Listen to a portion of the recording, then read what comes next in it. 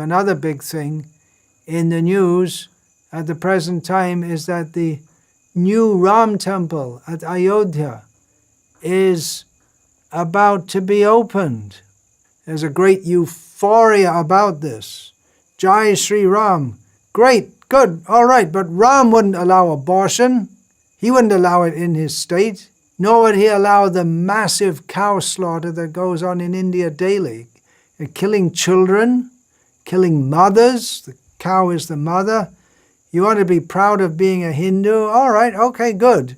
But Hindu means you should follow the principles which are in Shastra, or which even any civilized human being can understand. You want to be a Hindu? And study Shastra and understand that there are laws of God. The law of this land has apprehended one mother who killed her child.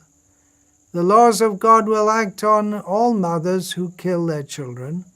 If you don't accept this, and if this makes you angry, then your being a proud Hindu is nonsense.